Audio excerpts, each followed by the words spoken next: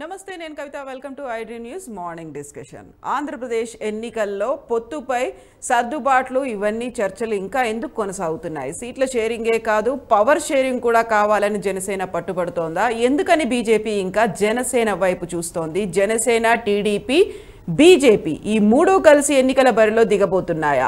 ఎందుకని పవన్ కళ్యాణ్ ఇంకా పట్టుపడుతున్నారు? చంద్రబాబు జనసేన అధినేత పవన్ కళ్యాణ్ భేటీలో ఒక చర్చ, ఒక క్లారిటీ అనేది ఇంకా ఎందుకు రాలేదు? ఇదే డిస్కషన్. మనతో పాటుగా ఉన్నారు స్టూడియోలో పొలిటికల్ అనలిస్ట్ నరేష్ గారు. గుడ్ మార్నింగ్ నరేష్ గారు. ఇక వేణుగోపాల్ గారు వైఎస్ఆర్సీపీ అధికార ప్రతినిధి ఉన్నారు, కోటేశ్వరరావు గారు పొలిటికల్ అనలిస్ట్ ఉన్నారు. వెరీ గుడ్ మార్నింగ్ అండి. సో వేణుగోపాల్ గారు, ఫస్ట్ మీతో నేను స్టార్ట్ చేస్తాను. ఓవరాల్గా పిక్చర్ అనేది మీకు క్లారిటీ వచ్చిందా? ఇంకా జనసేన కాడర్కు లీడర్లకైతే క్లారిటీ రానట్టుంది. కవిత గారు, మీకు అదేవిధంగా కోటేశ్వరరావు గారికి, అదేవిధంగా నరేష్ గారికి శుభోదయం, నా నమస్కారము. ఐటీ ప్రేక్షకులు కూడా నా నమస్కారము. కవిత గారు, ఈరోజు చంద్రబాబు నాయుడు గారు కానీ ఎస్ అండి, చెప్పండి. వాళ్ళు వినపడలేదా? కొంచెం పెంచాలండి. చంద్రబాబు నాయుడు గారు కానీ, అదేవిధంగా ఏదైతే పవన్ కళ్యాణ్ కానీ జగన్మోహన్ రెడ్డి గారిని ఎదిరించడానికి వీళ్ళు పొత్తులు ఎత్తులు వేసుకుంటూ కాలయాపన చేస్తున్నారు. మేము చెప్పడం ఒకటే, ఈరోజు పవన్ కళ్యాణ్ కానీ చంద్రబాబు నాయుడు కానీ పరిస్థితి ఏమిటంటే, గతంలో చూసాం 2014లో హామీలు ఇవ్వడం జరిగింది. ఆ హామీలు ఎంతవరకు అమలు చేశారు, మళ్ళీ వాళ్ళే విమర్శించారు. ఏదైతే పవన్ కళ్యాణ్ చంద్రబాబు నాయుడు ఇచ్చిన హామీలు అమలు చేయలేదని చెప్పి ఆయన స్వయంగా చెప్పడం జరిగింది 2019 ఎన్నికల్లో. మళ్ళీ ఈరోజు 2024లో ఏ విధంగా ఏ ముఖం పెట్టుకొని ప్రజల వద్దకు వీళ్ళు పొత్తులతో వస్తారో చూడాలి. గతంలో ఇచ్చిన హామీలు ఎందుకు అమలు చేయలేదో వీళ్ళు ప్రశ్నిస్తున్నారు. ఆల్రెడీ ఏదైతే తెలుగుదేశం కానీ, జనసేన కానీ, బీజేపీ కానీ ఒక ఏదైతే తెలంగాణలో ఎన్నికల పరిస్థితిని చూసుకుని ఒక పొత్తుల కోసం ఇక్కడ ఏ విధంగా ముందుకు పోవాలని చెప్పి ప్లాన్ చేశారు.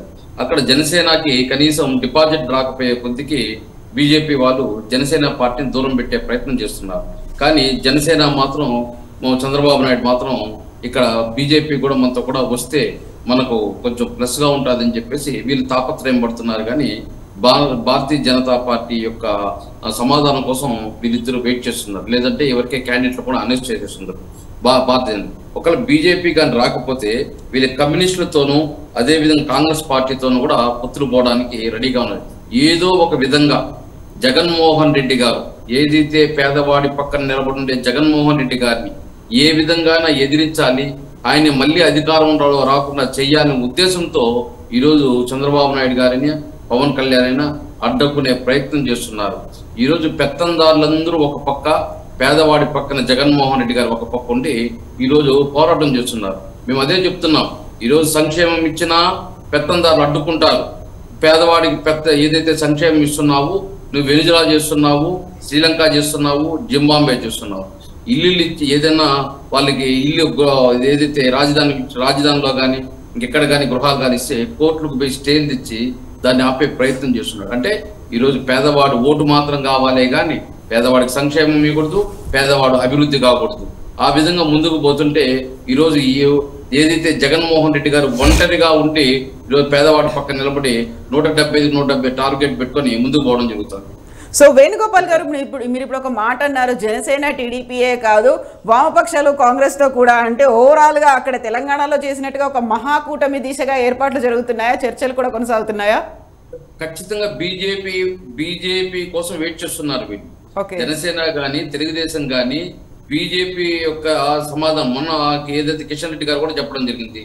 నిన్ను మా స్టేజ్ పైన కూర్చోబెట్టుకుంటే జనాలు మమ్మల్ని చీప్ గా చూశారు, మా కార్పొరేటర్లు కూడా పదే చెప్పారు జనసేనతో వద్దు, రావాల్సిన సీట్లు కూడా రాకుండా పోతాయంటే అదే విధంగా అంటే యాక్చువల్ గా బట్ బీజేపీ కిషన్ రెడ్డి మాత్రం ఆ తర్వాత అదంతా ఫేక్ న్యూస్ అని మళ్ళీ ట్విట్టర్ లో చెప్పారు కదా. ఆ మాటలు నేను అనలేదు, ఎవరో ఇలా దుష్ప్రచారం చేసి ఇంటర్నల్ గా మాట్లాడిన విషయం, అది ఇంటర్నల్ గా మాట్లాడిన విషయం కాబట్టి, పబ్లిక్ గా మాట్లాడిన విషయం కాదు కాబట్టి ఖచ్చితంగా దాన్ని ఫేక్ న్యూసే అంటారు, అది జెన్యూన్ న్యూస్ అంటారు. ఇంకో విషయం ఏమంటే కవిత గారు, ఇక్కడ ఏదైతే బీజేపీ కానీ ఏదైతే కిషన్ రెడ్డి మాటని పవన్ కళ్యాణ్ గారు చంద్రబాబు నాయుడు గారికి తెలుసు ఆ విషయం. అందుకని వీళ్ళు ఆల్రెడీ కమ్యూనిస్టులను కానీ కాంగ్రెస్లను కానీ రెడీ చేస్తున్నారు. ఈ రోజు యాక్చువల్ గా నిన్న 18 సీట్లకు ఏదైతే పవన్ కళ్యాణ్ కన్ఫర్మ్ అయిపోయింది. ఆయనకి 18 నుంచి 20 సీట్ల వరకు వాళ్ళు కన్ఫర్మ్ అయిపోయింది. బీజేపీకి 4 సీట్ల నుంచి 5 సీట్లు కన్ఫర్మ్ అయిపోయింది. వీళ్ళకి ఇవ్వకపోతే దాని కమ్యూనిస్టులకి కాంగ్రెస్ కి ఒక 8 సీట్లకు సర్దే ప్రయత్నం చేస్తున్నారు. యాక్చువల్ గా 20-30 సీట్లు వాళ్ళు కమ్యూనిస్టులకో కాంగ్రెస్లకో బీజేపీకో తెలుగుదేశానికో జనసేనకో వాళ్ళకి ఇచ్చేసి టీడీపీ ప్లేస్ లో నిలబడే ప్రయత్నం ఈ రోజు ముందుకు పోతుంది. క్లారిటీగా ఉంది. రాష్ట్రంలో రాష్ట్ర ప్రజలకు అందరికీ తెలుసు. బీజేపీ సమాధానం కోసం మీరు వెయిట్ చేస్తున్నారు. బీజేపీ ఎక్కడ జనసేనకి రావడం డిపాజిట్లు రాలేదు కదా, మళ్ళీ ఇక్కడ పోయి ఉపయోగం లేదు. అదే విధంగా చంద్రబాబు నాయుడు గారు వాడుకుంటున్నారు, వెన్నుపోటు కొడుస్తారు. వీటి గురించి ఆలోచన చేస్తున్నారు. కానీ వీళ్ళతో పక్కన పెట్టి కమ్యూనిస్టులతో కాంగ్రెస్ తో ముందుకు పోవడం జరుగుతుంది. అది రాష్ట్రంలో 5 కోట్ల మంది ప్రజలకు తెలిసిన విషయమే. ఎస్. సో కోటేశ్వరరావు గారు, ఇప్పుడు మహాకూటమి దిశగా ఏర్పాట్లు ఏమైనా జరుగుతున్నాయా? ఒకవేళ బీజేపీ కాదంటే కమ్యూనిస్టులు కాంగ్రెస్ మమ్మల్ని ఆదుకుంటాయనే ఆలోచన అక్కడ కనిపిస్తోందా? ఆంధ్రప్రదేశ్ రాజకీయాలు, అదేవిధంగా తెలంగాణ రాజకీయాలు, ఎందుకంటే రెండింటిని పక్కన పెట్టి చూసుకోవాల్సినటువంటి అవసరం ఏర్పడింది అనేది ముందు మనం గమనించాలి. తెలంగాణలో బీజేపీ తనకు ఊహించిన మేరకు జనంలో ఆదరణ లేదు. అందుకని పవన్ కళ్యాణ్ని చేర్చుకోవడం ద్వారా ఒక ఇమేజ్ సృష్టించుకోవచ్చు అని చెప్పేసి దానికి మధ్యలో వచ్చినటువంటి ఆలోచన. ఎందుకంటే మొదటి జాబితా ప్రకటించిన తర్వాతనే జనసేన తోటి సర్దుబాటు అంశాన్ని అనేటువంటిది బీజేపీ నాయకులు ముందుకు తెచ్చారనేటువంటిది గమనించాలి. సరే, దాని ఫలితాలు పర్యవసానాల గురించి ఎన్నికలకు ముందే నాలాంటి అనేక మంది ఇది బీజేపీకి కొత్తగా కలిసి వచ్చేది ఏమీ లేదు, అదేవిధంగా జనసేనకు కూడా ఇక్కడ ఉన్నటువంటి బలం ఎంత అనేటువంటిది అందరికీ తెలిసిందే, దానివల్ల అదనంగా వచ్చేది ఏమీ లేదనేటువంటిది స్పష్టంగా చెప్పాము. అది వాస్తవ రూపం దాల్చింది. రెండోది, జనసేనను కలుపుకున్నందువల్ల అనవసరమైనటువంటి రచ్చ జరిగింది తప్ప, లేదా అనవసరమైనటువంటి ఈ రాజకీయ నష్టం జరిగింది అనేటువంటిది బీజేపీ శ్రేణుల్లో ఉన్నటువంటిది బహిరంగ రహస్యం. సరే, బహిరంగంగా చెప్పుకోవడానికి వాళ్ళకి సిగ్గడ్డు వస్తుంది, చెప్పుకోకపోతే లోపల అది తొలుస్తూ ఉంటుంది. అందువల్ల ఆంధ్రప్రదేశ్ రాజకీయాల విషయానికి వస్తే మహాకూటమి అనే దానికి కొన్ని ఆటంకాలు లేకపోతే కొన్ని సమస్యలు ఉన్నాయి. ఎందుకంటే బీజేపీని కనుక కలుపుకునేట్లయితే, జనసేన తెలుగుదేశం కూటమి బీజేపీని కనుక కలుపుకునేట్లయితే ఇతర పార్టీలు కాంగ్రెస్ గాని లేకపోతే సిపిఎం సిపిఐ గాని ఆ కూటమిలో చేరేటువంటి అవకాశాలు 100% లేవు. ఎందుకు అంటే బీజేపీ జాతీయంగా ఉన్నటువంటి విధానాల ప్రకారం బీజేపీ విముక్త భారత్ అనేటువంటిది వామపక్షాలు కాంగ్రెస్ కూడా అనుసరిస్తూ ఉంటాయి. ఆ విషయంలో తెలుగుదేశం పార్టీ దానికి భిన్నమైనటువంటి వైఖరి తీసుకుంది. లేదా పవన్ కళ్యాణ్ గారు నేను ఎన్డీఏలో భాగస్వామి అని చెప్పేసి చెప్తున్నారు. అందువల్ల ఎన్డీఏలో భాగస్వామిగా ఉన్నటువంటి పార్టీ అంటే అది బీజేపీతో ఈక్వల్. ఆ బీజేపీతో ఈక్వల్ గా ఉన్నటువంటి పార్టీ తోటి మిగిలినటువంటి పార్టీలు కలవడం అనేటువంటిది ఒక సమస్య. ఒకవేళ అంటే ఒక ఎత్తుగడల్లో భాగంగా బీజేపీని కూడా మేము కలుపుకోవడానికి ప్రయత్నించాము, వాళ్ళు కలవలేదు అని చెప్పేసి ఓటర్ల ముందు చెప్పుకోవడానికి ఒకవేళ తెలుగుదేశం జనసేన కూటమి ఆ విధమైనటువంటి ఒక పొలిటికల్ గేమ్ ఆడుతుందా అనేటువంటి కూడా సమస్య.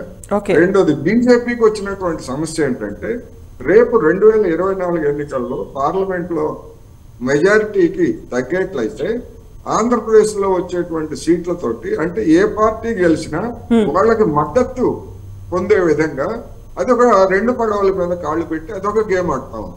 ఎందుకంటే వైసీపీ గెలిచినా వాళ్ళకే మద్దతు ఇవ్వాలి, లేదా తెలుగుదేశం జనసేన కూటమి గెలిచినా వాళ్ళకే మద్దతు ఇవ్వాలి.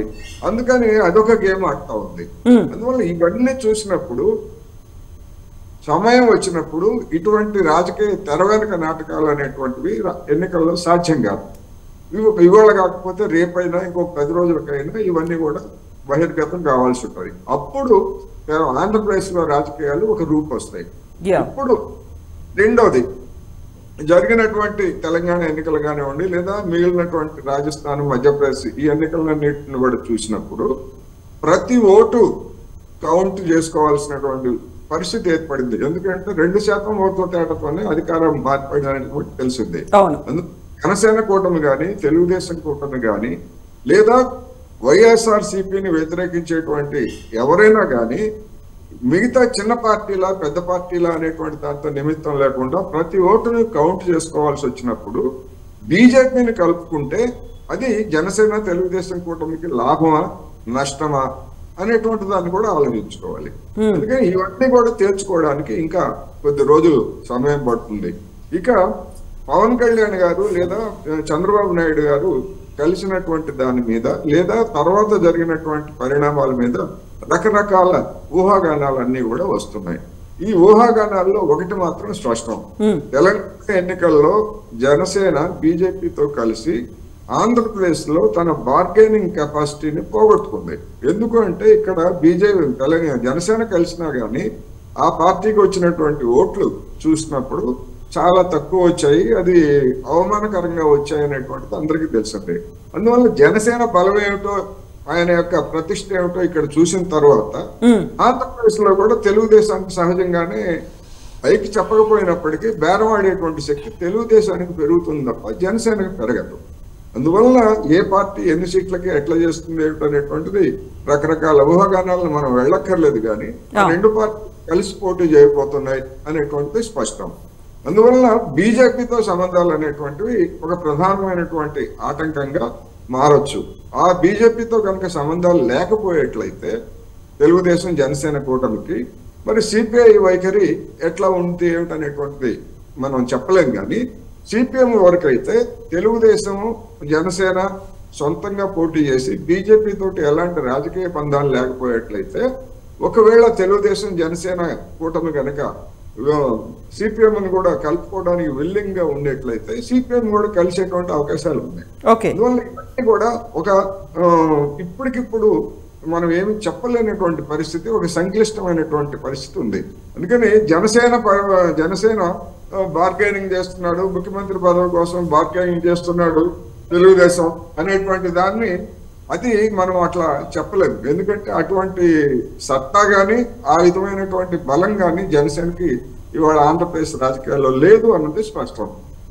ఎస్ అండి. సో నరేష్ గారు, తెలంగాణలో బీజేపీ జనసేన పొత్తు అనేది ఎలా ఉందో ఆంధ్రప్రదేశ్లో కూడా అలాగే ఉంటుంది అన్నట్టుగా జాతీయ నాయకులు చెప్తున్నారు. ఆంధ్రప్రదేశ్లో ఉన్నటువంటి అక్కడ అధ్యక్షురాలు కూడా అదే మాట చెప్తున్నారు. సో జనసేనని బీజేపీ వదులుకోవడానికి సిద్ధంగా లేదు. అక్కడ జనసేన టీడీపీతో పొత్తు కోసం అక్కడ చర్చలు కూడా కొనసాగుతున్నాయి. ఓవరాల్గా పొత్తు ఎవరితో ఎవరుంటారు, ఎవరి వైపు ఎవరుంటారు అంటే ఆల్రెడీ పవన్ కళ్యాణ్ గారు ఎన్డీఏలో భాగస్వామి పార్టీ అయిన జనసేన పార్టీ అధ్యక్షులు పవన్ కళ్యాణ్ గారు వితౌట్ అందులో అతిపెద్ద పార్టీ అయిన ఎన్డీఏ బీజేపీతో సంబంధం లేకుండా స్కిల్ కేసులో అరెస్ట్ అయిన చంద్రబాబు నాయుడు గారిని రాజమండ్రి సెంట్రల్ జైల్లో కలిసి వచ్చిన తర్వాత వెంటనే మా పొత్తు బీజేపీతో సంబంధం లేకుండా మా పొత్తు 2024 ఎలక్షన్స్లో టీడీపీతో ఉంటుందని క్లియర్గా చెప్పారు.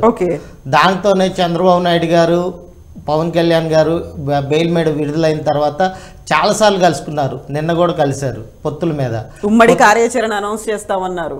ఇంతవరకు ఉమ్మడి కార్యాచరణ అనౌన్స్ చేస్తా అన్నారు, కానీ దానికి తగ్గట్టు ఏమీ చేయలేకపోయారు. దానికి సంబంధించిన ఇనిషియేషన్ తీసుకోవాల్సిన పార్టీ ఏదైతే ఉందో తెలుగుదేశం పార్టీ అధ్యక్షుల తర్వాత వాళ్ళ అబ్బాయి లోకేష్ గారు ఢిల్లీలోనే కూర్చొని ఉండిపోయారు. పవన్ కళ్యాణ్ గారు ఏమో షూటింగ్లో బిజీ అయిపోయారు. ఇప్పుడైనా కదా పొత్తు ప్రీ ప్లాన్డ్గా తెలుగుదేశం పార్టీ తెలంగాణ ఎలక్షన్స్లో కంటెస్ట్ చేయకుండా పవన్ కళ్యాణ్ గారిని బదనాం చేయటం కోసం ఫ్రీగా వదిలేసింది. బీజేపీతో కలిసి ఎలక్షన్స్కి వెళ్ళటం వల్ల అతని బలమేంటో తెలిసిద్ది. దాన్ని బట్టి కోటేశ్వరరావు గారు చెప్తున్నట్టు బార్గెనింగ్ కెపాసిటీ కూడా కోల్పోయేటట్టు చేయటంలో చంద్రబాబు నాయుడు గారు సక్సెస్ అయ్యారు.